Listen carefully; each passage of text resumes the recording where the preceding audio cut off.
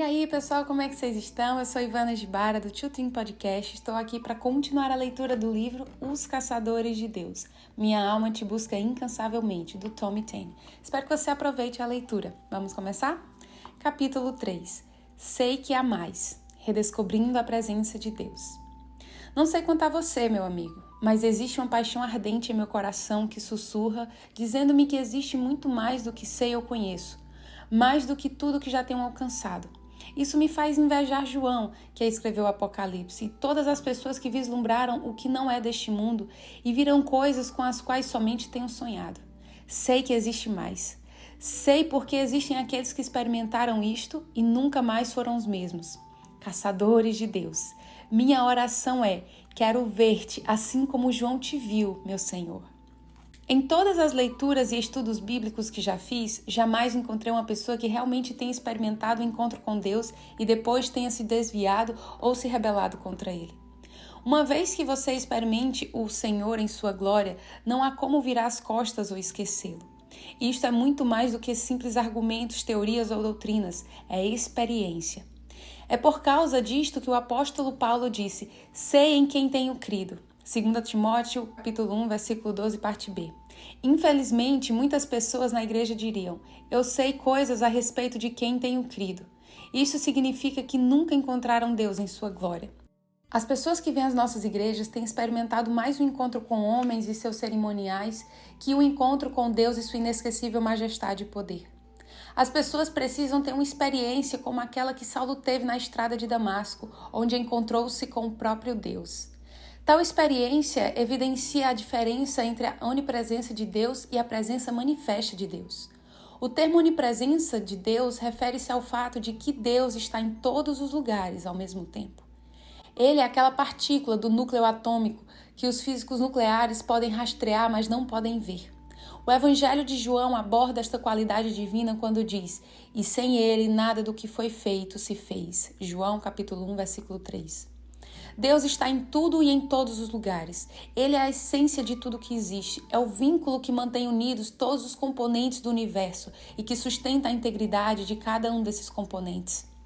Isso explica porque as pessoas podem estar em um bar, embriagadas e de repente sentirem convencimento vindo do Espírito Santo, sem que haja por ali um pastor, alguma música evangélica ou qualquer outra influência cristã. Deus está ali no bar com aquela pessoa. E ela, com a mente entorpecida pelo álcool, perde suas inibições para com Deus. Infelizmente, não é uma decisão baseada na vontade que move essas pessoas para Deus. Tal atitude é fruto da fome de seus corações. Suas mentes estão entorpecidas e seus corações famintos. Tão logo a mente se recupere, elas retornam ao estado inicial. Não foi um encontro válido, a vontade não foi quebrantada. Eis a receita para a miséria: um coração faminto, uma cabeça, mente, orgulhosa e uma vontade não quebrantada, insubmissa. Agora, se Deus pode fazer isso em um bar, por que nos surpreendemos com todas as outras coisas que Ele pode fazer por si mesmo? Muitas pessoas que não foram criadas na igreja dizem que, na primeira vez que sentiram o toque do Espírito, não estavam em um culto. Tudo isso ilustra os efeitos da onipresença de Deus, o seu atributo de estar em todos os lugares ao mesmo tempo.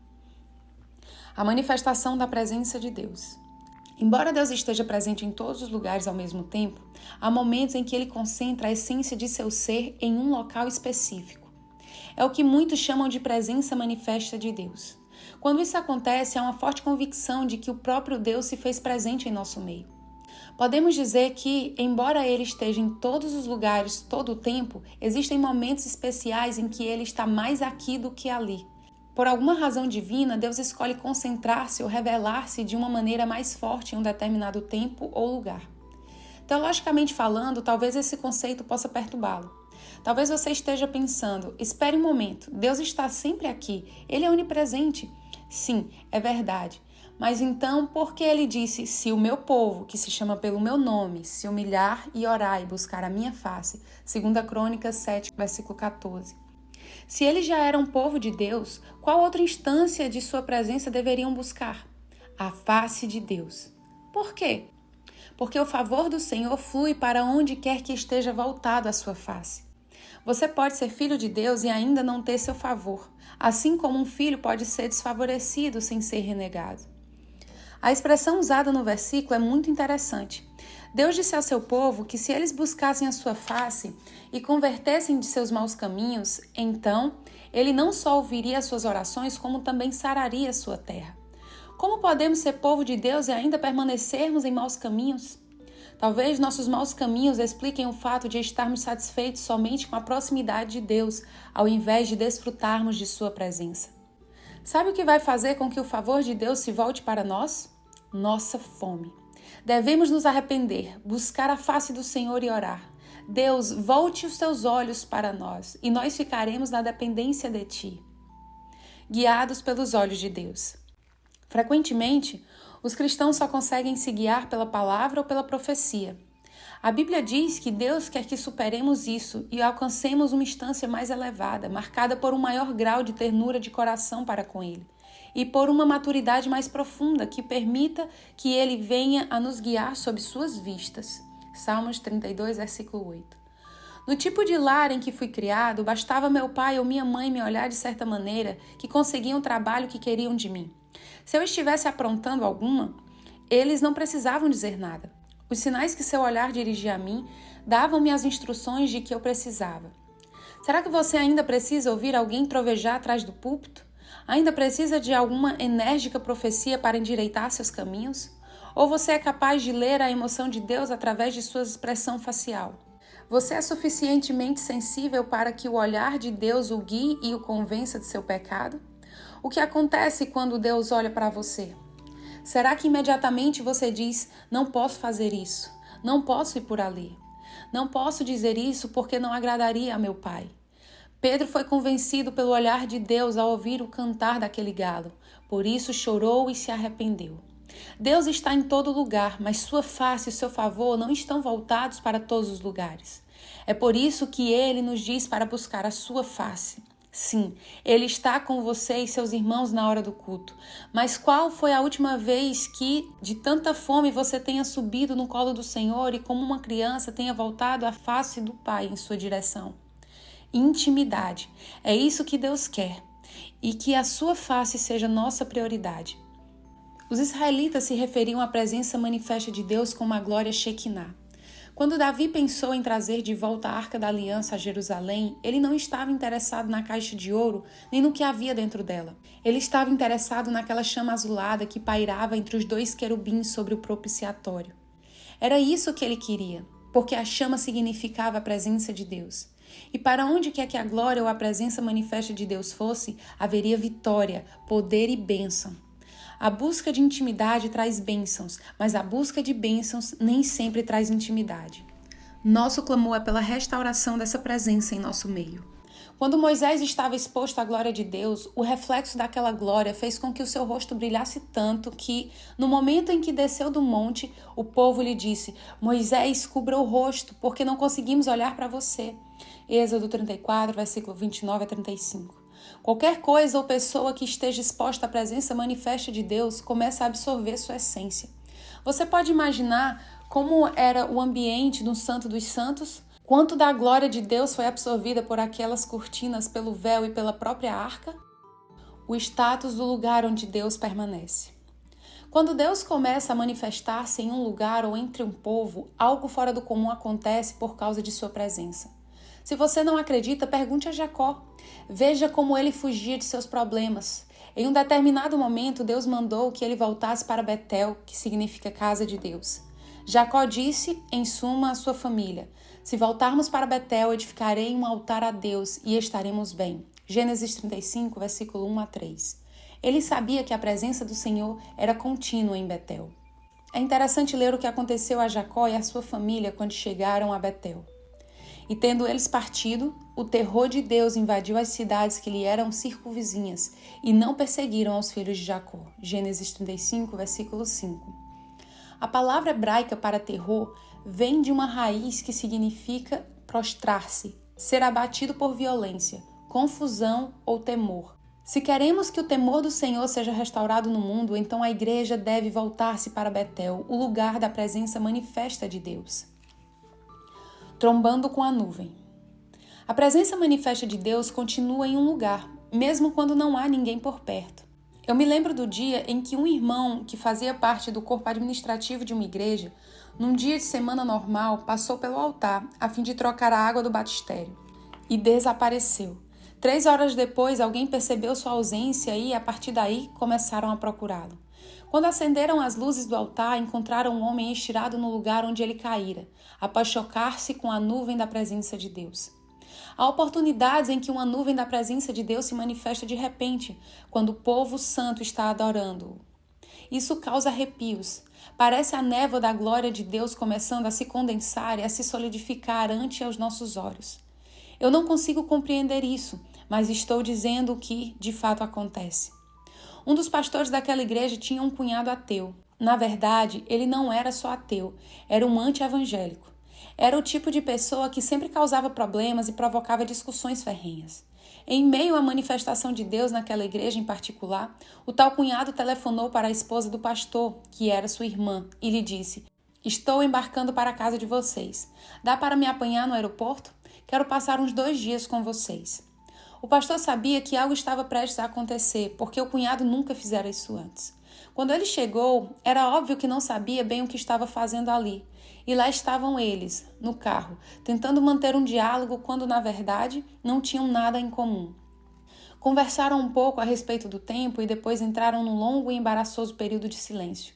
Quando passaram perto da igreja, o pastor disse: "Esta é a igreja. Acabamos de concluir algumas reformas." Como o homem nunca tinha visto a igreja e o pastor entendeu que aquela seria uma boa oportunidade para quebrar aquele silêncio incômodo, disse: "Você não gostaria de entrar e dar uma olhada, gostaria?" Para sua surpresa, a resposta foi sim. "Não estou pronto para isto." O pastor estacionou e abriu as portas da igreja. O cunhado estava atrás e, logo após, a esposa do pastor. Ele abriu a porta e, no momento em que os pés de seu cunhado tocaram o chão da igreja, o homem rompeu em soluços e começou a chorar e a clamar: "Meu Deus, me ajude. Não estou pronto para isso. O que vou fazer?" Então ele se agarrou ao pastor e disse: "Diga-me como ser salvo agora." Ele se contorcia pelo chão e chorava copiosamente. O pastor conduziu seu cunhado a Cristo ali mesmo. O homem estava no chão, com metade do corpo para dentro e metade para fora da igreja. A esposa do pastor pacientemente segurava a porta aberta. Seu irmão ateu teve um encontro com a presença de Deus que ali continuava como reflexo da manifestação de sua glória. Tão logo ele se recuperou, lhe perguntaram: "O que aconteceu com você?" Ele respondeu: "Não sei como explicar.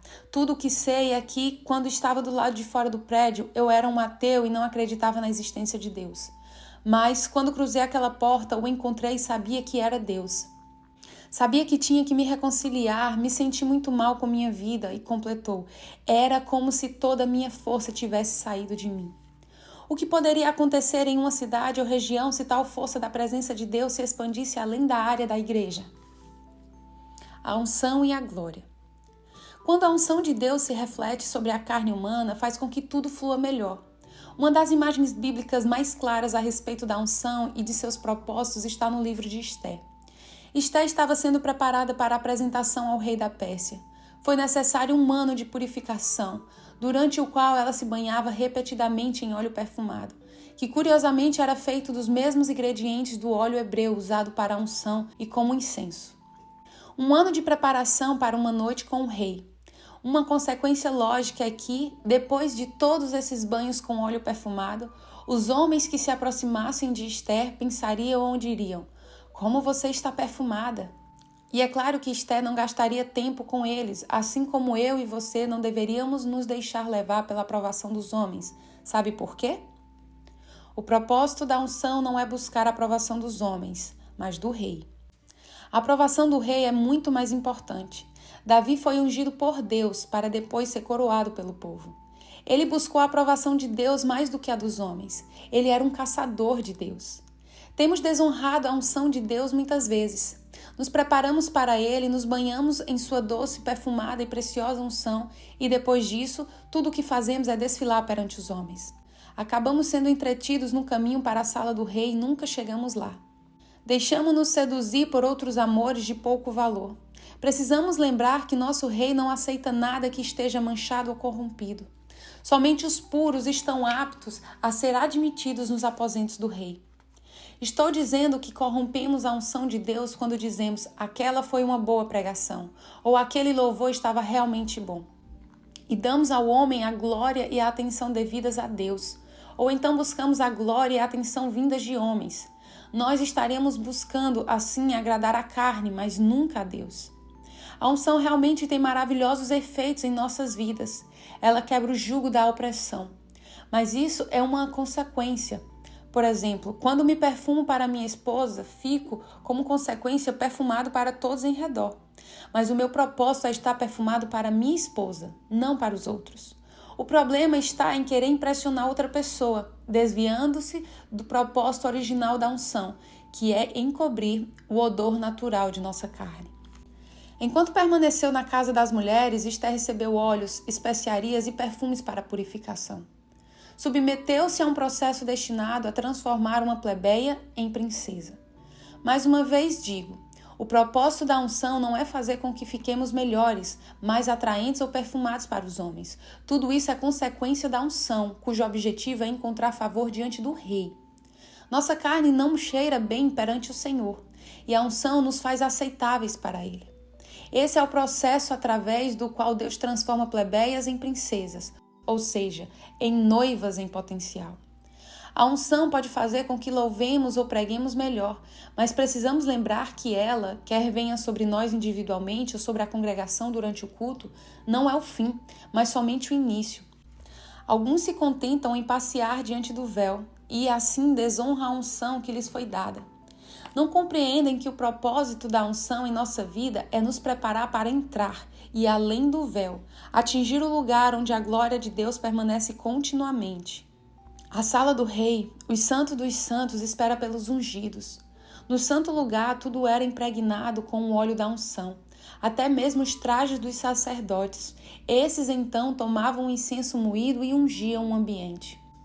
Tomará também Arão, ou todo o que suceder do sacerdócio, o incensário cheio de brasas de fogo de sobre o altar, diante do Senhor, e 2 punhados de incenso aromático bem moído, e o trará para dentro do véu.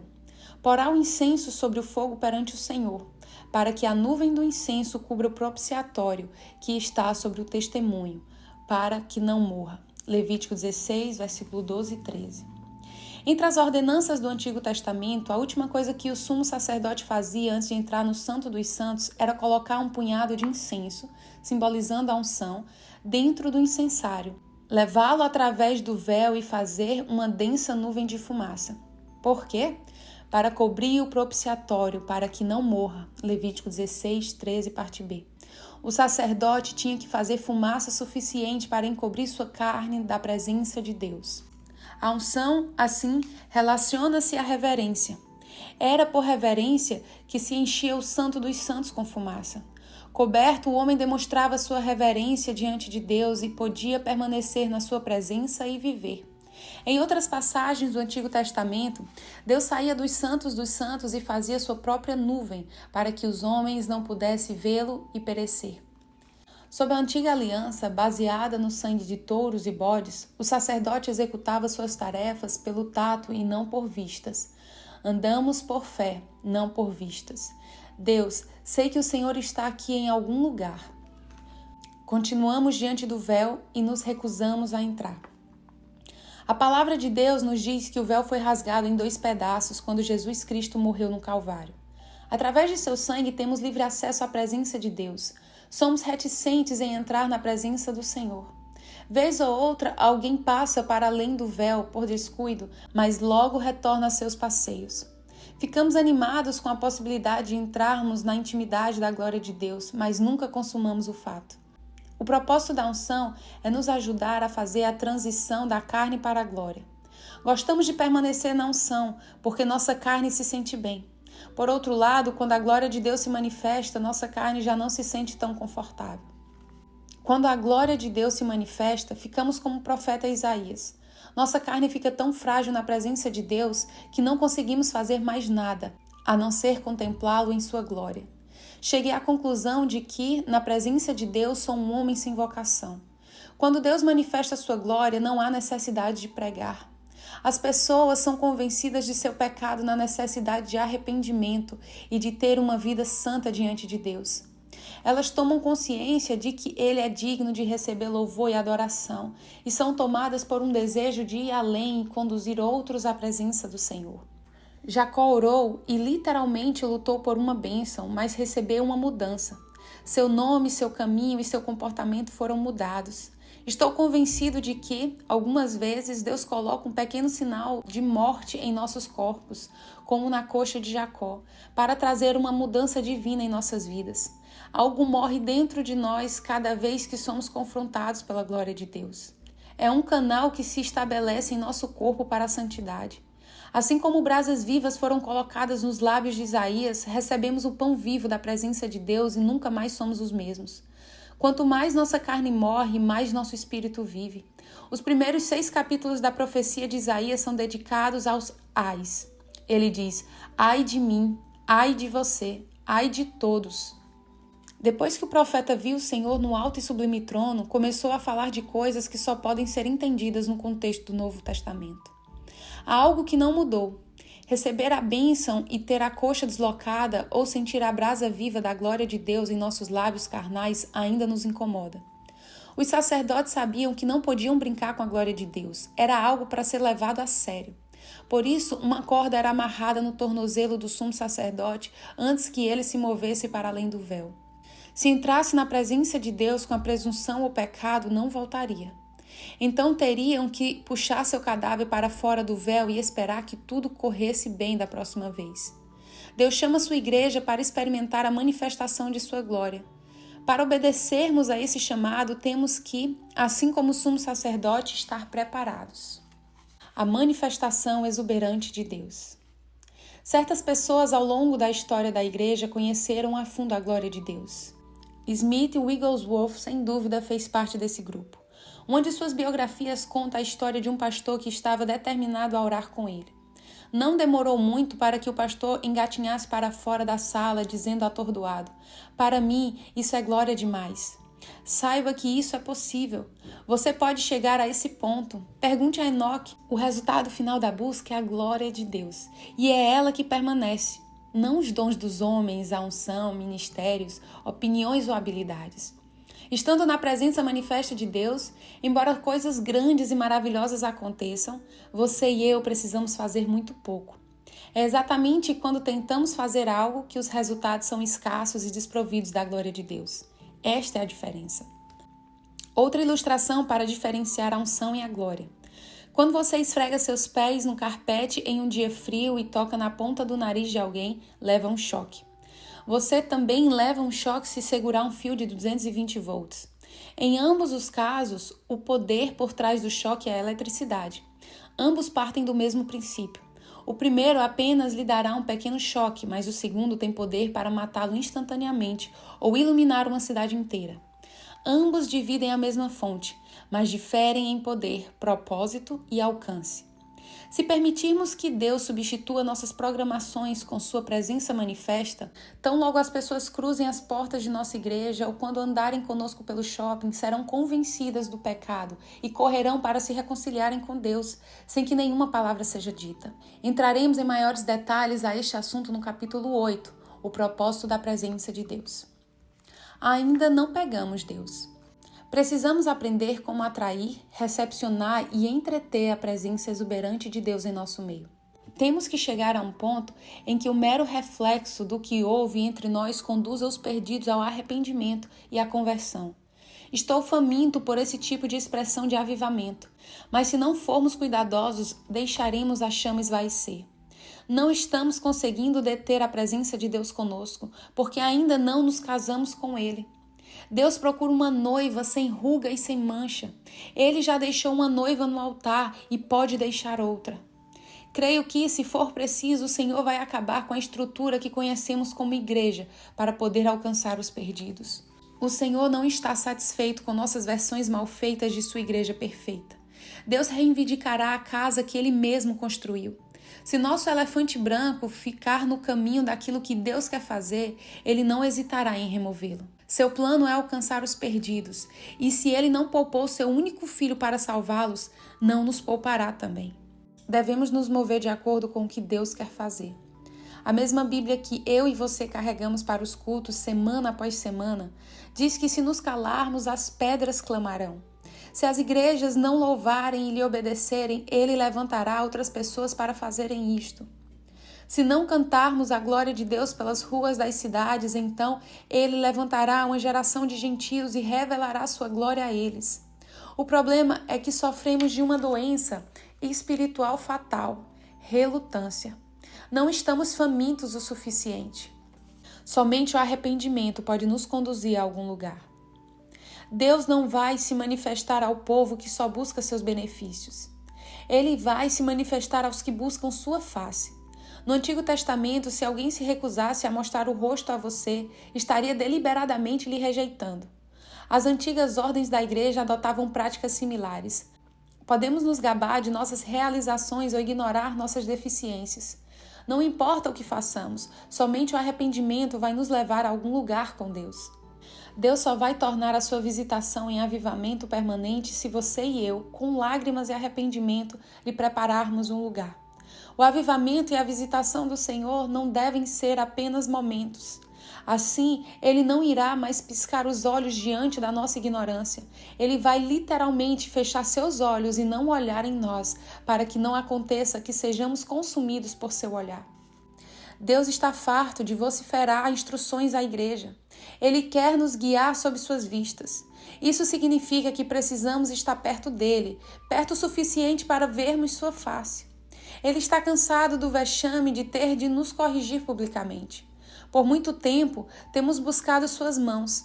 Queremos o que ele pode fazer por nós. Queremos suas bênçãos, emoções, arrepios. Queremos os peixes e os pães. Todavia, nos retraímos diante do chamado a que busquemos sua face. Se buscarmos a face de Deus, obteremos seu favor. Temos experimentado a onipresença de Deus, mas agora estamos experimentando a manifestação de sua presença. Isto sim faz cada pelo do nosso corpo se arrepiar e põe para correr as forças demoníacas. Se você é um pastor e está sob a unção de Deus, prega melhor.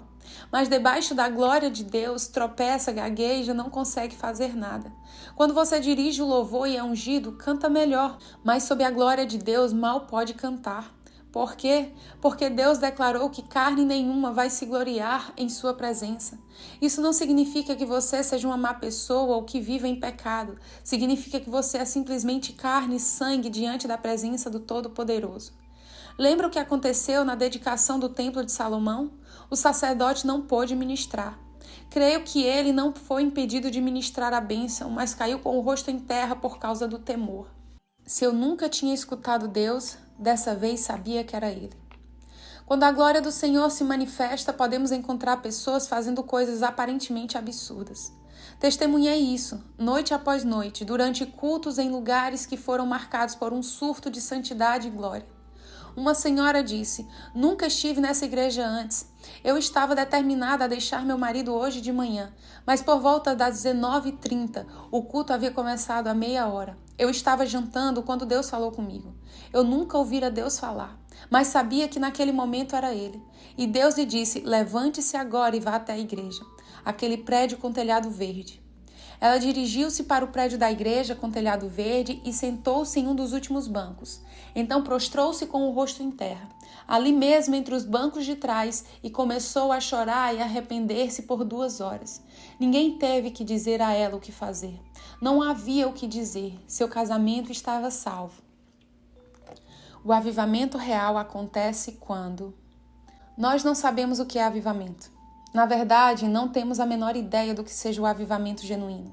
O avivamento que pregamos não passa de mensagens em outdoors, faixa que espalhamos pela cidade ou colocamos na entrada de nossas igrejas.